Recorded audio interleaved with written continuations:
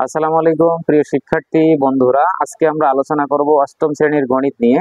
আমরা অলরেডি আগের ভিডিওগুলোতে 10 থেকে শুরু করে 20 পর্যন্ত আলোচনা করেছিলাম। আজকে আমরা আলোচনা করব 21, 22, 23 নম্বর ম্যাথ নিয়ে। তা আমরা প্রথমে 21 নম্বর ম্যাথটা যদি একটু পড়ি এবং তারপরে যদি করি তাহলে আমাদের জন্য বুঝতে সুবিধা হবে। অবশ্যই যারা ভিডিওটা দেখার জন্য ক্লিক করেছো অবশ্যই তোমরা বইটা সাথে নিয়েই বসবা। তাহলে 21 নম্বর ম্যাথে বলা আছে, দেখো একটি আয়তাকার মাঠের দৈর্ঘ্য প্রস্থের 1.5 গুণ এবং প্রতি বর্গ মিটারে ওই মাঠটাতে যদি আমরা টাইলস ধরো অথবা কোনো কার্পেট ব্যবহার করো, সেখানে খরচ হবে 1.90 টাকা দরে, মানে প্রতি বর্গ মিটারে খরচ হবে 1.9 টাকা দরে, 0 টাকা ধরো বাদ। তার মানে প্রায় 2 টাকার কাছাকাছি প্রতি বর্গ মিটারে খরচ। কিন্তু টোটাল পুরো ঘরটাতে কার্পেট লাগাতে 10,260 টাকা খরচ হয়। 10,260 টাকা খরচ হয়। এখন আমাদের বলছে কি যে দৈর্ঘ্যটা আবার প্রস্থের 1.5 গুণ হলে লাস্টে আবার বলছে কি, দেখো প্রতি মিটার 2.50 টাকা দরে ওই মাঠের চারদিকে বেড়া দিতে। আমাদের একটা কথা মাথায় রাখতে হবে যে কোনো মাঠের চারদিকে অথবা কোনো বাগানের চারদিকে যদি চারদিকে কথাটা উল্লেখ থাকে তাহলে বুঝতে হবে আমাদের এখানে পরিসীমা বাইর করতে হবে। কারণ আমরা জানি যে মাঠের এক পাশ থেকে যদি পুরা মাঠকে ঘুরাই দিয়ে আবার ওখানে আসো, তাহলে এই যে তুমি ঘুরলা এবং আবার ওইখানে আসলা, এখন এটাই হলো তোমার কিন্তু পরিসীমা। তাহলে আমরা অবশ্যই আয়তাকারের একটা পরিসীমার সূত্র আমরা জানি। পরিসীমার সূত্র অবশ্যই আমরা জানি 2 ইন্টু দৈর্ঘ্য প্লাস প্রস্থ। তা আমরা এখানে যেহেতু একটা স্টেপ আছে যে 1.90 বর্গমিটার প্রতি বর্গমিটারে সে খরচ করে, তার মানে আমরা যদি এই বিষয়টা এভাবে লিখি যে 1.90 টাকা খরচ হয় 1 বর্গ মিটার। প্রতি বর্গ মিটারে বলতে আমরা বুঝবো 1 বর্গ মিটার। দেখো শিক্ষার্থী বন্ধুরা, তাহলে এখানে কি বলেছে যে এত টাকা খরচ হয় প্রতি বর্গ মানে 1 বর্গ মিটার। যদি প্রতি লেখা থাকে তাহলে আমরা 1 চিহ্নিত করব। এখন আমাদের প্রশ্নে এইটাকে যদি আমরা 1 বানাই দেই, 1 টাকা যদি খরচ হয় তাহলে বর্গ মিটারটা কমবে। আমরা জানি কমলে ভাগ হয়, এই জন্য এই মানটা নিচে আসে বর্গ মিটার। এখন আমাদের প্রশ্নে আবার দেয়া আছে 10,260 টাকা যদি খরচ হয়, তাহলে আমরা দেখি যে পুরাটা যে আমরা যদি টাইলস অথবা অন্য কোনো কার্পেট বিছাই ঘরের ভিতরে, তাহলে পুরা ঘরটাতে টাইলস অথবা কার্পেট বিছাইতে আমাদের টোটাল খরচ হলো 10,260 টাকা। কিন্তু আমাদের এখানে উল্লেখ করা নাই, বলা আছে যে 1 বর্গ মিটারে খরচ হয় 1.9 টাকা। তাহলে এই 10,260 টাকা যে তারা খরচ করে, কত বর্গ মিটার জায়গাটা তারা খরচ করে আমরা এটা একটু বের করবো। তাহলে তাহলে আমরা এইটাকে এবার তাহলে আমরা গুণ আকারে উপরে পাঠাই দিলাম আর নিচে পাইলাম হচ্ছে 1.90। তাহলে এত বর্গ মিটার। তাহলে এটাকে আমরা ক্যালকুলেশন করে কত পাচ্ছি, তাহলে আমাদের ভাগ করতে হবে 10,260 টাকা ভাগ হচ্ছে তোমার 1.90। তাহলে আমরা দেখি কত পাই, 10,260 ভাগ 1.90, তাহলে আমাদের আসতেছে প্রায় 5400। তাহলে আমরা পেয়ে গেলাম 5400 বর্গ মিটার। দেখো শিক্ষার্থী বন্ধুরা, এই যে 5400 বর্গ মিটার আমরা পাইলাম, এই 5400 বর্গ মিটার হচ্ছে টোটাল ঘরটার কি বর্গ মিটার। এবং এই টোটাল ঘরটাতে টাইলস অথবা কার্পেট লাগাতে খরচ হয় কয় টাকা, 10,260 টাকা, যেখানে 1 বর্গ মিটারে খরচ হয় তোমাদের 1.90। আচ্ছা, মোটামুটি আমরা এটা বাইর করলাম। তারপরে প্রশ্নে যে ধারাগুলো আছে ওই ধারাগুলো আমরা একটু আগাই। ধরি প্রস্থ যেহেতু এখানে নাই, ধরি আমরা প্রস্থ x মিটার। এখন আমাদের বলছে যে দৈর্ঘ্য হবে প্রস্থের 1.5 গুণ। তাহলে এখানে প্রস্থ যদি x হয় তাহলে দৈর্ঘ্য এর 1.5 গুণ বলতে আমরা জানি 1.5x মিটার। ভালো করে বুঝিও, এখানে প্রস্থটা x ধরলাম, তাহলে দৈর্ঘ্যটা ওরে কয় গুণ, 1.5 গুণ। 1.5 গুণ বলতে কি 1.5, এটাকে আমরা 1.5 গুণ বলি। আবার যদি 2 গুণ হয় তাহলে 2 হবে, 3 গুণ হলে 3, কিন্তু 1.5 হলে আমরা 1.5টাকে 1.5 হিসেবে চিহ্নিত করব। আচ্ছা, যদি প্রস্থ এবং দৈর্ঘ্য পাই, আমাদের অবশ্যই একটা বিষয় জানা আছে, ক্ষেত্রফল। তাহলে ক্ষেত্রফল বাইর করতে পারলেই আমাদের ম্যাথটা করা অনেকটা সহজ হয়ে যাচ্ছে। দৈর্ঘ্য গুণন প্রস্থ। তাহলে দেখো দৈর্ঘ্য দেওয়া আছে 1.5x আর প্রস্থ দেওয়া আছে x। এটাকে যদি আমরা ক্যালকুলেশন করি 1.5x স্কয়ার পাইতেছি। তাহলে আমরা এটা কি পাইলাম, ক্ষেত্রফল পাইলাম। এখানে একটু লক্ষ্য করবা যে 5400 বর্গ মিটার, ক্ষেত্রফলের একক কিন্তু বর্গ মিটার দিয়ে হয়, দ্যাট ইজ হোয়াই আমাদের ওটাই কিন্তু ক্ষেত্রফলের মান। তাহলে এটাকে আমরা শর্ত মতে দিয়ে যদি লিখি, তাহলে শর্ত মতে আমাদের এই যে মানটা, এটা কার মান, ক্ষেত্রফল। আবার এখানে বর্গমিটার দেওয়া আছে, তো এটাও একটা ক্ষেত্রফল। তাহলে ক্ষেত্রফল ইকুয়াল ক্ষেত্রফল লেখা যায় তাহলে 1.5x² ইকুয়াল 5400। তাহলে এখান থেকে আমরা 1.5টা যদি ওইদিকে নিয়ে যাই তাহলে এটা ভাগ করলে আসতেছে কত দেখি, 5400 ভাগ 1.5। তাহলে ক্যালকুলেশন আমরা এক্স কে স্টার্ন করি, এখানে দেখি কত মানটা আমরা পাই।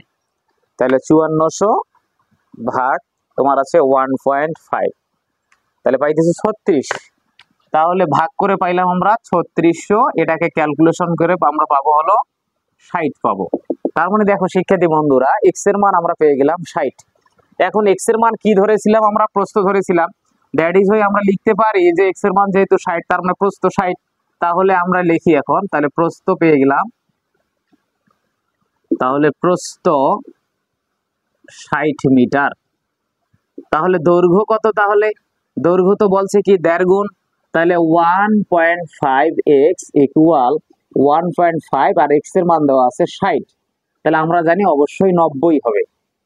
1.5 গুণ, তাহলে প্রস্থ যদি 60 হয় তাহলে দৈর্ঘ্যটা ওর 1.5 গুণ হবে, তাহলে 60 এর সাথে আরো 30 যোগ করে 90 মিটার হলো। কিন্তু আমাদের একটা বিষয় এখানে মাথায় রাখতে হবে, যে যেহেতু বলছে যে পুরা ঘরটার চতুর্দিক দিয়ে যদি আমরা কি করি, কার্পেট অথবা টাইলস লাগাই, তাহলে সেক্ষেত্রে খরচ কত টাকা হবে, পুরা ঘর চতুর্দিকে বলছে। তাহলে এই জন্য আমরা এখান থেকে একটা পরিসীমার মানটা বাইর করব। তাহলে পরিসীমা ইকুয়াল, সূত্র হলো 2 ইন্টু দৈর্ঘ্য প্লাস প্রস্থ। তাহলে দৈর্ঘ্য কত দেয়া আছে 90, প্রস্থ হলো 60, তাহলে 2 গুণন, এখন 90 আর 60 হচ্ছে আমাদের 0, 6 9 হচ্ছে 15, তাহলে 150 দুগুণ হচ্ছে 300। তাইলে আমরা মোটামুটি পরিসীমা পেয়ে গেলাম 300 মিটার।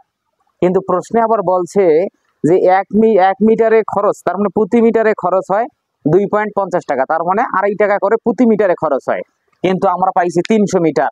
তাহলে আমরা এখন এটা লাইন যদি এভাবে লিখি, তাহলে দেখো, তাহলে 300 মিটার, তাহলে 1 মিটারে খরচ বইয়ে দেওয়া আছে, খরচ পাইছি হলো 2.50 টাকা। তাহলে আমরা টোটালটা পাইলাম হচ্ছে 300 মিটার, তাহলে 300 মিটারে খরচ হবে 2.50 গুণন 300 টাকা। তাহলে টোটাল টাকা আমরা পেয়ে যাচ্ছি যে কয় টাকা লাগবে। তাহলে 300 দুগুণ আমরা অবশ্যই জানি যে কত হয়, তাহলে 300 গুণন 2.5, তাহলে 750 টাকা লাগবে মাত্র। তাহলে 750 টাকা হইলেই আমরা এই যে 5400 বর্গমিটার যে ঘরটা আছে, এই ঘরটার চতুর্দিকে আমরা টাইলস লাগাইতে ব্যবহার করতে পারবো। ঠিক আছে ডিয়ার ভিউয়ার্স, অবশ্যই অঙ্কটা তোমরা বুঝতে পারছো। তারপরও না বুঝলে কমেন্ট বক্সে জানানোর চেষ্টা করবে। এরপরের ম্যাথটা সবাই পড়ো।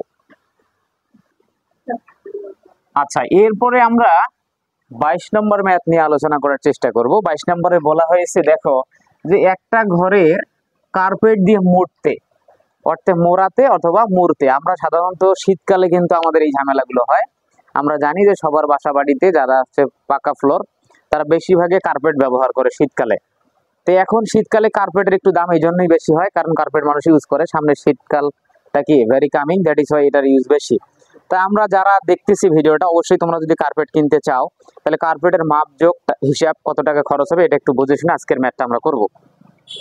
তো একটি ঘরের মেঝে যদি কার্পেট লাগাইতে চাও, টোটাল খরচ হবে 7200 টাকা, এটা দেওয়া আছে।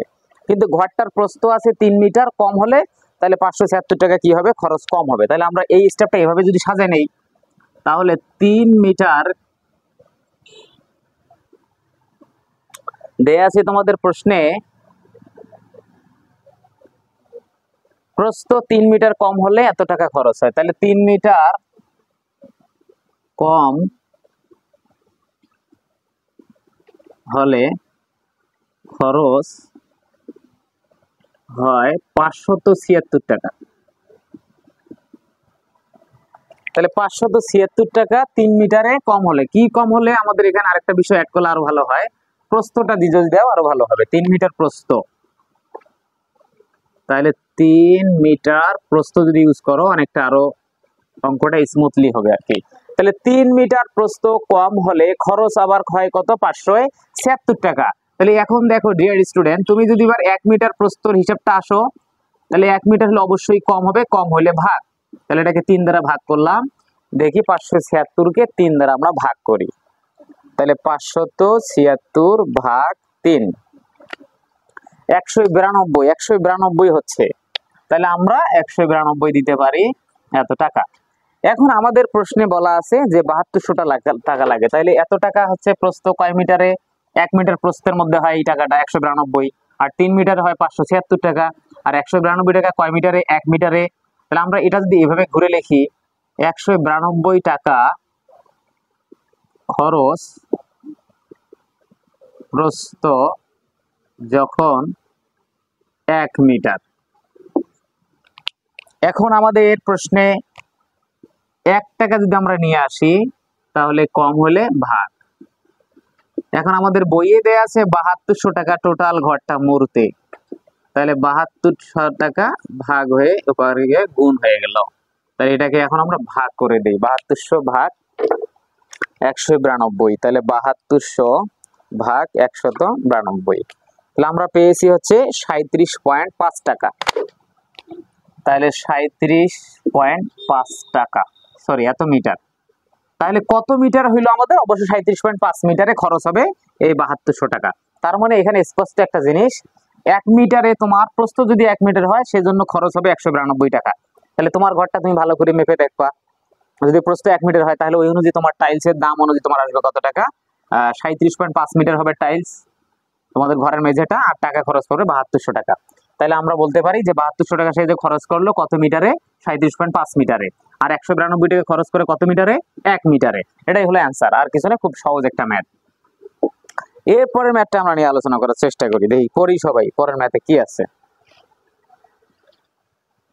প্রিয় শিক্ষার্থী, আমরা 23 নম্বর ম্যাথটা করব। অলরেডি আমরা এরকম ম্যাথ আগে অনেক করছি, যে তোমরা আগের ভিডিওগুলোতে চেক করে দেখবা যে আসলে দৈর্ঘ্য প্রস্থের ম্যাথ বিশেষ করে আমরা করছিলাম।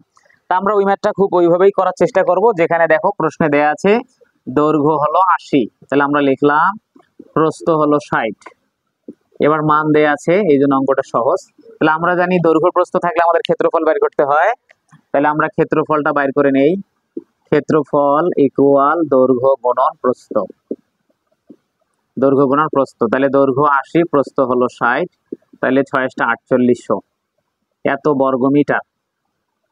দেখো আমাদের যে মানগুলো, অর্থাৎ দৈর্ঘ্য ছিল 80 এবং প্রস্থ ছিল 60, দুটাকে ক্যালকুলেশন করে 4800 পাইলাম।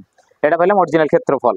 কিন্তু এখানে বলছে দেখো তোমাদের ম্যাথে যে আসলে যে আপনাদের বাগানের ভেতরে চারদিকে 4 মিটার প্রশস্ত একটি পথ আছে। পথ মানে রাস্তা বুঝতে হবে, পথ মানে রাস্তা। তার মানে এই যে বাগানের চারদিকে ভেতরে যদি কথা উল্লেখ থাকে, তাহলে আমরা আগের ভিডিওতে আলোচনা করেছিলাম, সেখানে যদি সহ থাকে তাহলে আমরা বলছিলাম যোগ, এবং যদি বাদে থাকে তাহলে আমরা বলছিলাম হচ্ছে বিয়োগ।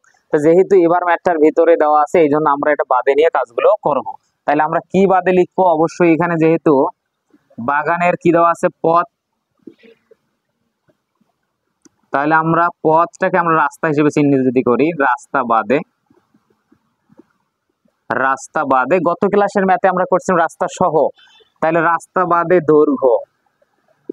তাহলে দৈর্ঘ্য দেখো আগের আছে 80, লিখবা দৈর্ঘ্য আগে যে 80 আছে লিখবা, লেখার পর যদি বাদে থাকে তাহলে মাইনাস। এবার তুমি কি করবা? তোমার যে প্রশস্ত থাকবে, প্রশস্ত চওড়া বিস্তার কত দেওয়া আছে? 4, এই 4 এর ডাবল মাইনাস করে দিবা। তার মানে 2 গুণন 4 ইকুয়াল আমরা লিখতে পারি 80 মাইনাস 4 দুগুণ 8 ইকুয়াল 72 মিটার। খুব সহজ। এবার তুমি এই যে রাস্তা বাদে এবার কি বের করবা? প্রস্থটা বের করবা। রাস্তা বাদে প্রস্থ, প্রস্থ আগের মান ছিল তোমার 60, লেখো বাদে মানে বিয়োগ, তাহলে 4 এর ডাবল হচ্ছে 8, তাহলে 60 মাইনাস 4 দুগুণ 8 ইকুয়াল 52। তাহলে মোটামুটি এখানে দুইটা মান আমরা পেয়ে গেলাম, রাস্তা বাদে দৈর্ঘ্য, রাস্তা বাদে প্রস্থ। তাহলে এখন ক্ষেত্রফলটা বাইর করে নেই। তাহলে অতএব রাস্তা বাদে ক্ষেত্রফল, ক্ষেত্রফলের সূত্র আমাদের জানি আমরা, দৈর্ঘ্য গুণন প্রস্থ।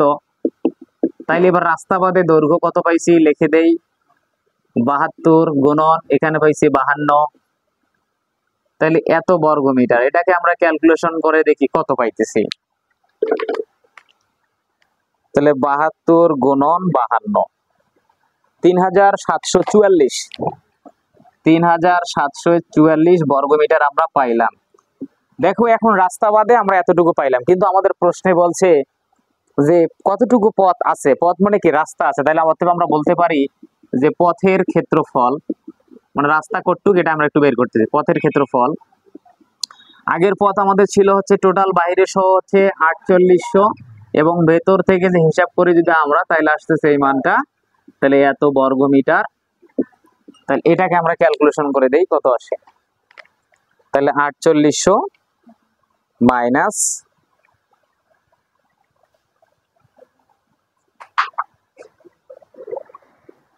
এখানে আমাদের 44 দিও, তাহলে 44 1056, তাহলে এটা মাইনাস করে দিলে আমাদের হচ্ছে 1056 বর্গ মিটার।